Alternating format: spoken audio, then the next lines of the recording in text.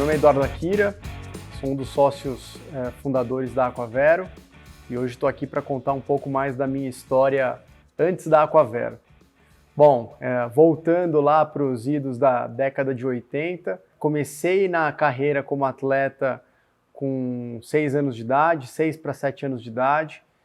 No clube comecei a nadar e a jogar tênis e então me identifiquei mais com a natação, né? Na época, com 7 anos de idade, você não sabe muito o que você quer fazer, porque tudo é mais uma atividade lúdica, mas ali na água eu já me senti um pouco que aquele era o meu lugar. Comecei na natação treinando sério mesmo aos 8 anos de idade, logo aos 9 anos me federei, né, pelo clube e passei a competir as competições paulista, brasileiros, regionais, e fui nadador até os meus 13 anos de idade. Quando eu tinha 12 para 13 anos de idade, minha mãe me mandou para os Estados Unidos. Um garoto de 12 anos, né, foi morar fora por um período pequeno, é claro, mas já para me dedicar única e exclusivamente ao esporte.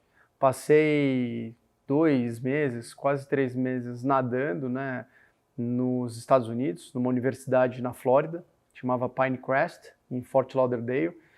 E basicamente a gente comia, dormia e passava o dia inteiro só pensando em natação. Quando eu voltei dos Estados Unidos, eu já estava com o saco cheio de natação, não aguentava mais contar azulejo e falei para minha mãe que eu não queria mais nadar. Ela ficou maluca, né? Porque meus pais sempre foram muito apoiadores assim de todas as nossas investidas, né, na nossa carreira. Até com essa idade, assim, a gente tinha uma rotina muito extenuante. Eu acordava todos os dias às 5 da manhã, ia para o treino logo cedo, treinava 1h30 de piscina logo pela manhã, ganhava um vale-lanche ali do clube, meu pai já me pegava, me levava direto para a escola, entrava na escola às 7h30, e aí estudava até 1 da tarde, minha mãe me pegava na escola 1 da tarde e me levava de novo para o clube, para a gente ir para natação. Aí a gente entrava na água, era às 3 da tarde, ia sair da água quase que às 7 da noite. Todos os dias, né? Um garoto de 12 anos ter essa rotina parece meio loucura, assim. Eu vejo minha filha hoje em dia, que tem quase 10, e a gente naquela época era bem maluco, assim. Então, quando eu voltei dos Estados Unidos, falei, putz, não quero mais, mãe, vou parar. Ela falou, pô, a gente investiu maior dinheiro em você, nesse negócio, aí você vai parar de nadar?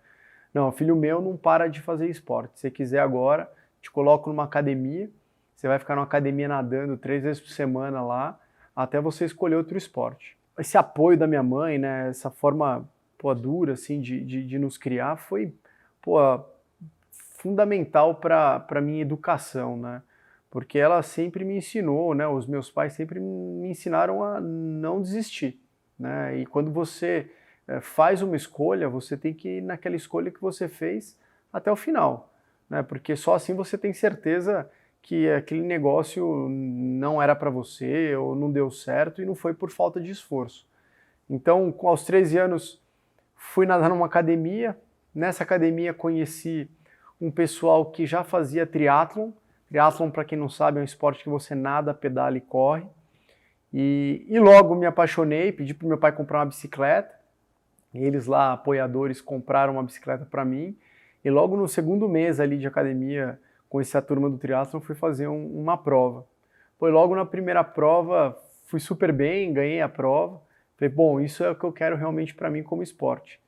Então, com os 13 anos de idade iniciei, né, na carreira do triatlon. E a rotina que era extenuante, né, e bastante intensa só triplicou, né, porque já não era mais um esporte só, eram 3. E minha vida foi assim, até os meus 36 anos de idade quase, basicamente. Durante essa fase, né, logo no início ali eu fui da seleção brasileira, entrei na seleção brasileira com 14 anos de idade, fui da seleção brasileira por quase 5 anos, participei de vários campeonatos mundiais, pan-americanos, sul-americanos, brasileiros, fui campeão brasileiro, fui campeão paulista, campeão sul-americano, já cheguei a ganhar uma Copa do Mundo de triatlon também, e sempre tive o apoio da minha família e também fui patrocinado por muito tempo pela Nike, fui patrocinado pela Reebok, pela Adidas. Durante essa minha fase, né, foi muito importante também para a minha educação, até profissional, para saber ter comprometimento com as coisas, né? Porque eu era um garoto ali que tinha 15 anos de idade, já tinha um contrato com a Nike, tinha que demonstrar resultado, né? Tinha que ter uma postura no meu trabalho de sempre estar uniformizado, estar vendendo bem a marca de uma maneira correta. Era outra época, né? A gente não tinha rede social, a nossa rede social era o jornal, revista, né? Mas a gente sempre tinha que se portar bem e isso me ajudou muito a me formar como um profissional, né? E hoje em dia eu tiro muito do que eu aprendi no meu esporte, da carreira que eu tive, para a minha atividade atual. E fui nessa carreira até os meus 24 anos de idade como triatleta profissional, 23, né, 22 para 23 anos, até que eu tive que tomar a dura decisão de ou continuar como atleta ou realmente ir para o mercado de trabalho. Não escolhi como profissão ser um educador físico, que é um caminho muito comum do atleta, né, que depois acaba se profissionalizando ali como professor, sendo técnico, etc. Fiz administração, então eu tive que ter a escolha de ou seguir como atleta e aí viver do esporte, coisa que aqui no país não é muito fácil, né, ou realmente me dedicar à profissão que eu escolhi. Então, escolhi realmente me dedicar à profissão, fiz alguns processos seletivos, entrei numa grande consultoria e aí tive que começar a deixar o esporte como profissional nesse momento que eu fiz a escolha de trabalhar. Ainda assim, decidi continuar minha carreira de atleta e seguir como triatleta, daí migrando para as provas de longa duração. Foi quando eu comecei a fazer as provas de Ironman. Minha primeira prova de Ironman foi em 2003. De lá até hoje fiz mais de 30 provas de meio Ironman, fiz mais 10 provas de Ironman, o Ironman inteiro, né? Corri no Havaí, no Ironman do Havaí, tenho um bom tempo lá no Ironman do Havaí também. E em 2013, quando eu tive minha segunda filha, minha esposa estava grávida da minha segunda, eu viajei 3 dias depois da minha filha nascer para o Havaí para fazer o Ironman lá. Quando eu voltei, ela falou, vamos dar uma descansada aí, dar uma parada, porque tive 2 gestações com você treinando. E falei, vamos embora, vamos fazer outra coisa. Então, na época, entrei para o jiu-jitsu, que foi sempre o esporte que eu amei, assim, só que nunca pude praticar por conta do triatlon, né? Um esporte que machuca, de contato. E, mergulhei no jiu-jitsu, estou no jiu-jitsu até hoje, e hoje é o meu hobby, o esporte que eu adoro. Às vezes ainda me aventuro é dar uma corrida, nadar e pedalar, porque é o meu esporte de formação.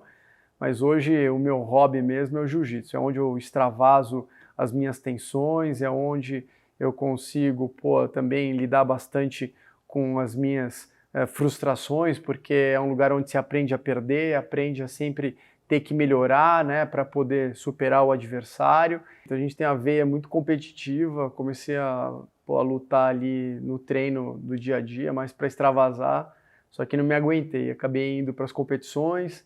E aí comecei a competir, fui campeão brasileiro, sul-americano, e é isso que é muito forte, né? A cultura de competição. E até aí, né? Isso a gente carrega para o dia a dia do nosso trabalho. Sempre querer ser o primeiro, sempre querer entregar melhor, sempre querer entregar mais para os nossos clientes, mais para os nossos colaboradores, para as pessoas que nos cercam. E esse é o meu ambiente, o ambiente de competição, o ambiente que eu gosto, que eu adoro e que me faz bem. E tudo isso, né, é um legado que eu carrego para a minha vida profissional. Então, você que está aí ouvindo, sinta-se convidado a entrar nesse mundo, faz muito bem, é bom para todo mundo e é muito bom para a saúde também. Então, obrigado aí, um abraço para todo mundo, valeu!